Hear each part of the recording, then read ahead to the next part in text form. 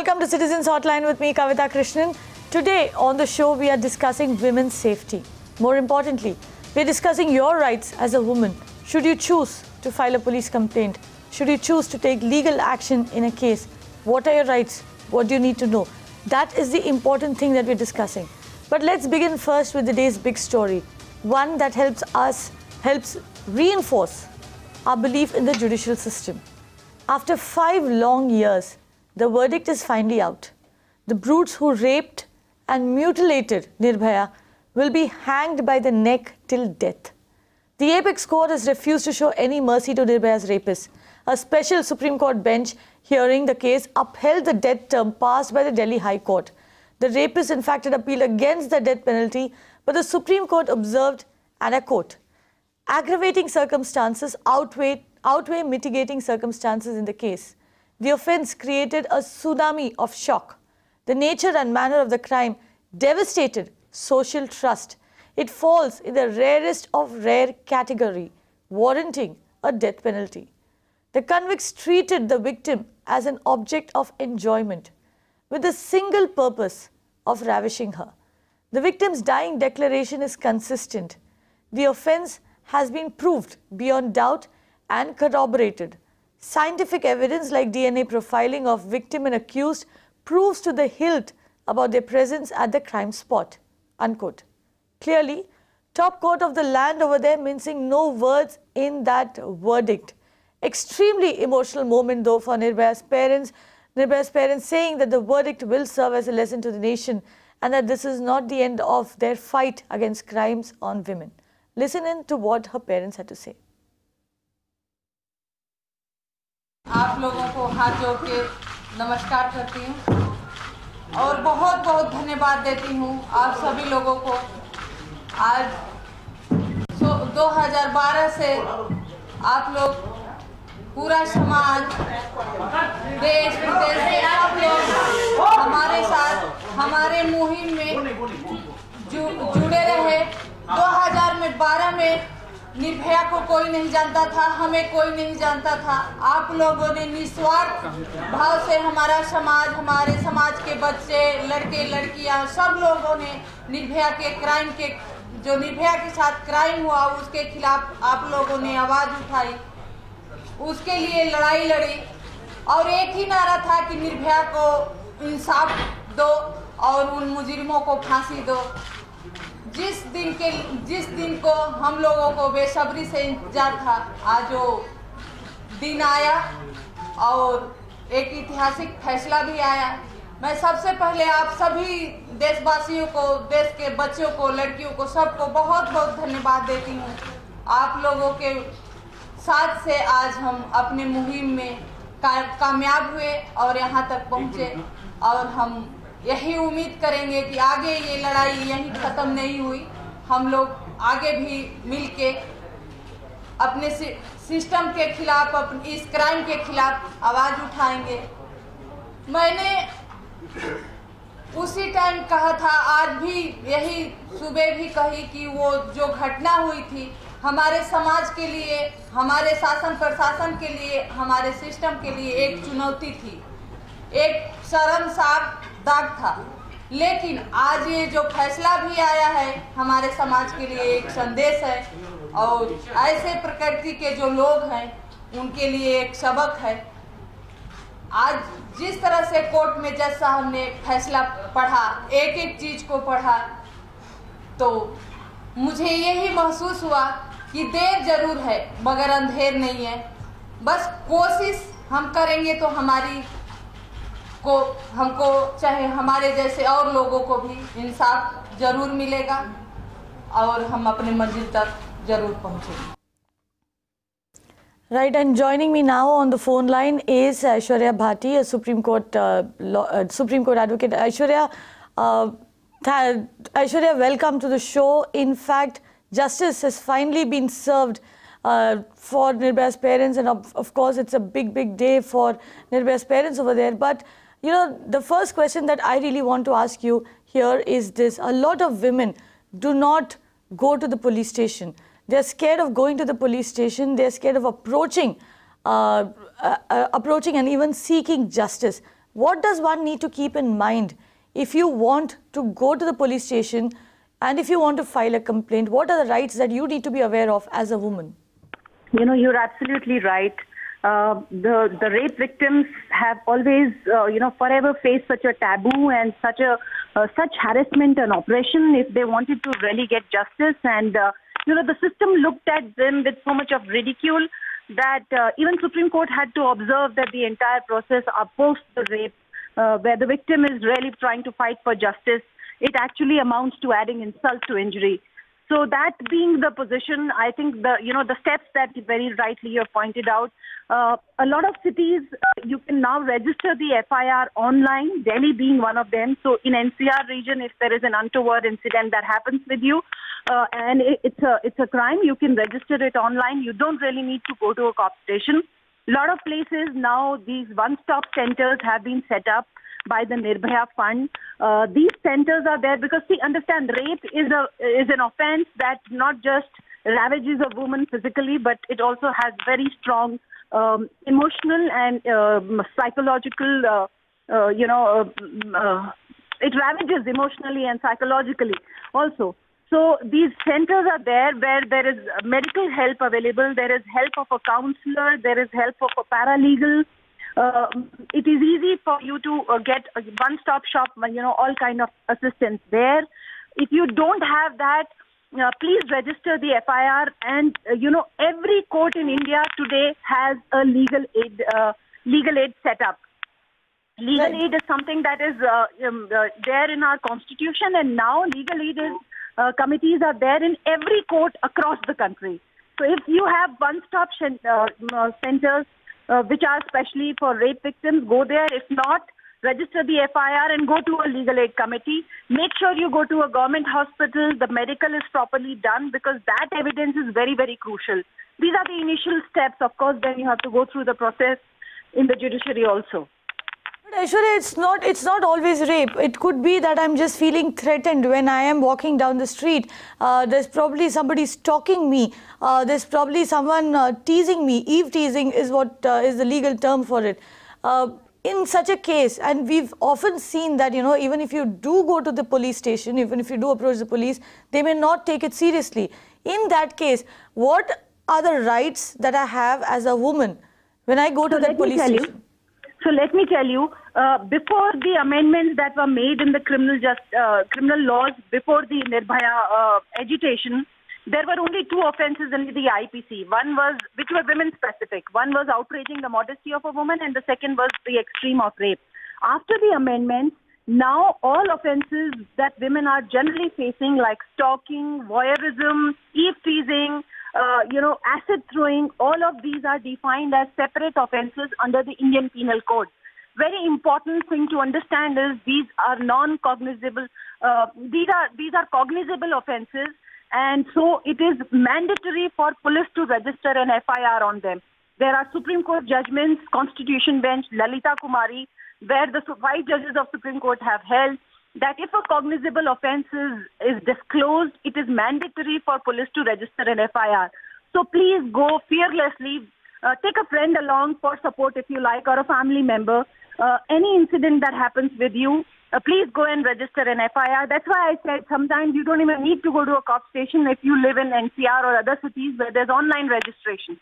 And if the police still does not follow up, then you can go to a higher police official. If not, go to the court, the magistrate's court. You can file a complaint, and you can bring it to the court's notice that FIR is not being registered. Right. Aishwarya, at the risk of repeating what you said, but very, very important points that you're making over there, it is essential that you register an FIR. Go and feel free is what Aishwarya just said, to register an FIR. Go and demand that an FIR be registered. If it is not done, then you can approach either the senior police officer, or you can also approach the district magistrate. In many cities, like Aishwarya pointed out, you can register an FIR online.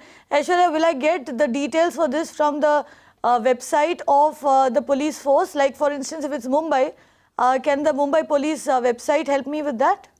Absolutely. And you can even go to social media. If you feel that you are alone, you don't have support, and you're feeling scared or threatened, go to social media. Now, all of these police enforcement agencies are also using social media and you get more support from the online community. One more important thing, please get a copy of your FIR. You are entitled to a free copy of your FIR so that you know exactly what the cops have written down. Right, you should get a free copy of your FIR. Let's take some questions. And Aishwarya, earlier in the day, we had of course reached out to our viewers and we had told them to write in and ask if they had any questions. So Deepthi wrote in and she says that I had to register a complaint the other day in the police station about my stolen wallet. At 8:30 p.m. I reached the police station and requested officials there to file a written complaint. But instead of taking details of my stolen wallet, they asked me a lot of questions about how I left it in the cab, what time did I leave home, who was I headed to meet. Frankly, she says, a lot of this seems unwarranted. I want to know the official procedure for this. Aishwarya, it sounds very familiar, right? Familiar. You know, even for, I have had instances where people have told me that they went for a missing report of their daughter to the police station and they said they had to wait a couple of hours in the police station before the FIR would be registered. It's the sheer apathy that the police forces have displayed so far on issues which are like this. But you know what? We deserve what we get. So let's start demanding more. Let's start, if it's not helping there, if somebody is refusing to register an FIR, you give them the details. If they're asking, if they seem like genuine details, you give them those details. If it seems like they're trying to harass you, go to a higher police official. Otherwise, you insist that I'm giving you this in writing. This is my complaint. You first register it and then whatever else, the details you require, you go ahead with it. Right. So, you are right. It often, the whole process of going through it actually scares people off and they don't want to do that. But it is important for us to demand our rights. Otherwise, it's not good. The change won't happen unless we start demanding better services from our enforcement agencies. Right, and Aishwarya, of course, the first stop is the police station. What are my rights over there? Can I demand that a lady police official be present over there? Should I go there with a lawyer? Can I go alone? You said take a friend along. What are my rights when I go to the police station to register a complaint? You don't need a lawyer to go to a police station to register a complaint. I said take a friend along or a family member along, but because it gives you a better support and you have one more person with you for that. But you don't need to take anybody along. You can just go by yourself. And any cognizable offence, it is mandatory for police in terms of Constitution Bench judgment of Lalita Kumari. It is mandatory for them to register an FIR. The only places where, even on telephone, they have to register FIR if it is cognizable offences. So it is mandatory, insist on it. Okay, so you can actually ask them to register an FIR over the telephone as well as what Aishwarya is telling us over here.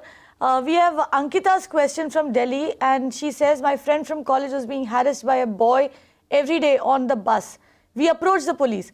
Now, instead of asking us details about the boy, they asked us details of my friend, her male friends. They even tried to pin the blame on her. I want to know, can we act against police officers as well? Is that possible, Aishwarya?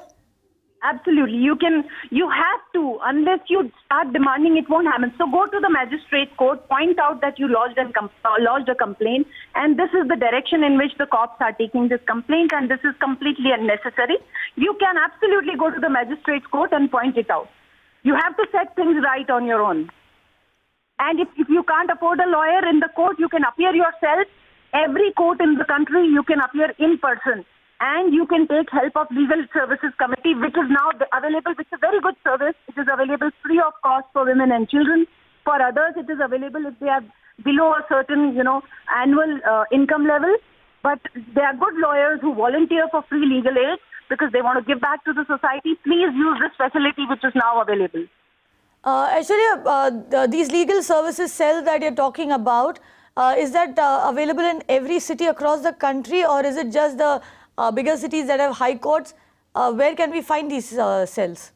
Now it is mandatory under the Constitution, and the entire framework has been laid out. A lot of financial support has been given, because of which now everywhere there is a court, which is now available in all, in district headquarters. It is of course there across the country. In a lot of smaller towns also, which are not district headquarters, the legal services committees are existing and working. Right, so if you cannot afford legal services, you can take the help of the legal service cell in your city. You should be able to find more about it in your local court. Also, Aishwarya, the other thing, of course, is that we know that the police cannot call women into the police station between sunset and sunrise. But what if I want to register a complaint, say late in the night? Is that possible? Absolutely. See, what you are talking about is for an accused who is a woman. So, an accused, if the police accuses you of an offense, then they cannot, take you into custody after sunset without there being a lady cop being there with you. But if you are going as a complainant, you're not going as an accused. You're going as a victim, as a complainant. It is your choice. You can go at any time. Police stations are supposed to work 24 hours a day, and you can go depending on your convenience and the time and the requirement of the occasion. Right. I also read, when I was reading up, I also read about something called a zero FIR. Can you elaborate a bit on that for our viewers? See, zero FIR is basically when no number is given and the police is not complete details are not there with them. So instead of giving a full number, they register like a zero FIR. So the entry is made and the numbering is not there for that FIR. And as and when more details are available, because not complete, but at least prima facie details are required. FIR means first information report. So first information of a cognizable offense, they are supposed to register. Sometimes when they don't have enough details, they register it as a zero FIR, but that's none of our botheration as complainants. Okay. But these are things that you need to remember. You can walk into the police station at any time in the day or night and ask for an FIR to be registered if you have a complaint. Apurva writes in from Mumbai, and she says that I travel by local train at late hours. It is mandatory that a police constable should be present in the compartment after 9 p.m, but that seldom happens. If I try to call the railway police helpline numbers, it routes me to numerous help desks. Is there a single number where we can call where there will be speedy redressal of our concerns? In fact, Aishwarya, the local train is something that I also use to commute within Mumbai, and on one occasion at least I have called on the helpline, and I've actually finished my journey even before the police responded and came to the particular coach that I was calling from. What can we do in these cases? What my experience is, you are right. Helplines are, the response time is really not matching with what is required. But I have seen that social media responds much faster and much better. Please use the Twitter handle of the railway minister, escalate it to the highest level. Twitter, tweet something, whatever is happening, use the social media, use Facebook, and, vent your grievances, and you will find a chorus that joins you. So that is also a very effective way. In practice, I have seen that. So you might like to use that next time. Right, and Aishwarya, I don't know how much on board you would be with this, but this is what most women in Mumbai at least do. If they find that the local train, that particular compartment is empty, they choose not to travel in it, and they get into the general compartment which is adjacent to it. The idea being that you would rather be safe than be sorry. But, also talking about keeping ourselves safe in public places, which we have to do because the cities are not really safe. Yeah. A lot of women do carry things like pepper sprays in their handbags. Now, I have read somewhere that a pepper spray is illegal. It's not really sold openly in the city, in India. Can we carry a pepper spray? Can we use it? I don't see any harm in not being able to use pepper spray. I haven't, come across anywhere that it is illegal. And let me tell you, the right of private defense is a very important right which is available in the criminal justice system to each citizen, each person living in India. It goes to the extent even of, completely warding off whatever attack is happening on you. In that process, even if you end up taking somebody else's life, it is complete immunity. So right of private defense is a very strong right available to each one of us. And we have to take care of our safety. We can't be waiting for the state machinery and the law enforcement machinery to be robust enough to be taking care of us. And there may be occasions, we have to take care of it. So please go ahead, use whatever means are at your disposal. If you are carrying small self-defense weapons or anything, please go ahead, use them.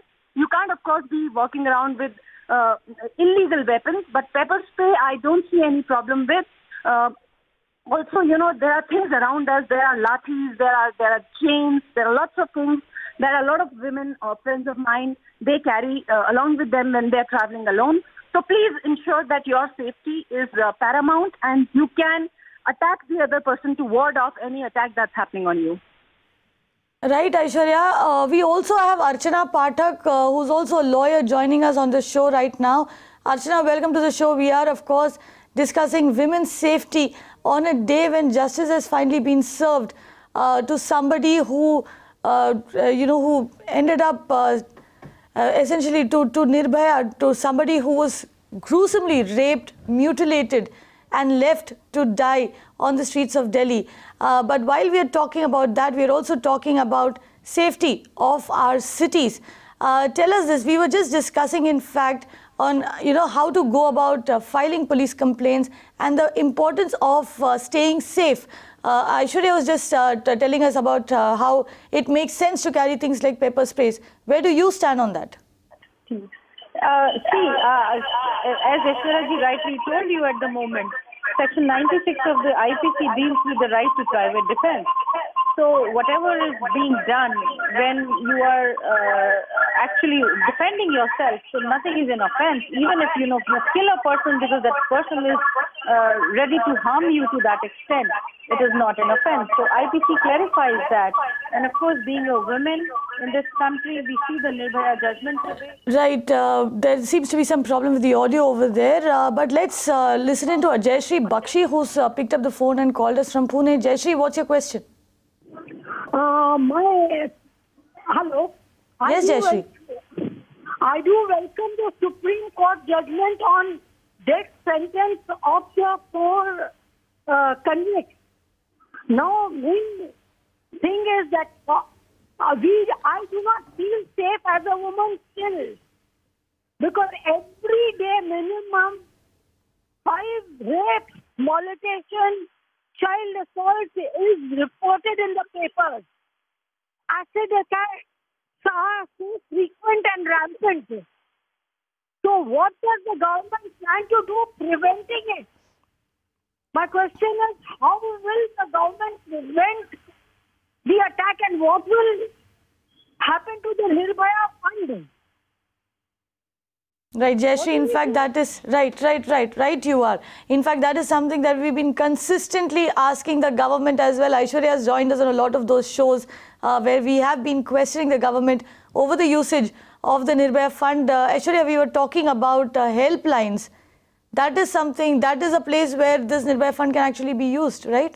Not just helplines. There should be CCTV cameras. There should be better vigil, in public spaces, in public transport, because Jayashree is absolutely right. I mean, one does have a sense of vindication that justice is triumphed in the case of Nirbhaya, but there are Nirbhayas happening every day, every hour in our country as we speak. And I absolutely share the anguish and desperation that is there in Jayashree's voice. There is a lot more that needs to be done. Nirbhaya has been a huge movement. It has been a huge catalyst for women's safety issues. Channels like yourself, you have been taking up this like a complete, completely at the level that it's required. And we need zero tolerance from governments and law enforcement agencies. We need surgical strike on women's safety issues. We can't be, just putting our hands on, on one side and waiting for miracles to happen. We also as a society need to reflect, because, if the society is vigilant, if we have vigilance in the society, then these antisocial elements, they don't get the motivation that they otherwise do. We have to stop saying that anything which is said, which is derogatory or contrary to women's safety issues is not acceptable. These loose remarks are not all right, and we have to put an end to we have to start putting politicians who are making these loose comments, also book them as abettors on women's safety issues. Take it at the highest level. We can't be waiting anymore. Aishwarya, very well said. And in fact, the Supreme Court has spoken today, and it has made it very clear that there will be zero tolerance to violence against women.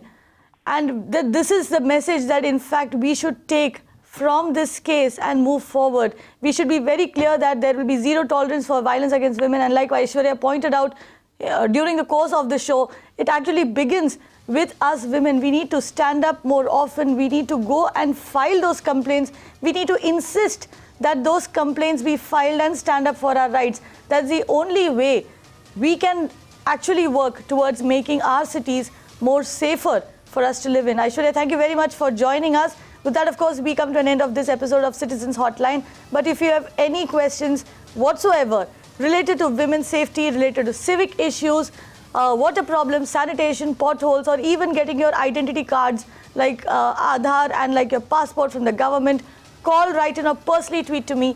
We'll make sure that all your questions are answered. Thank you for watching.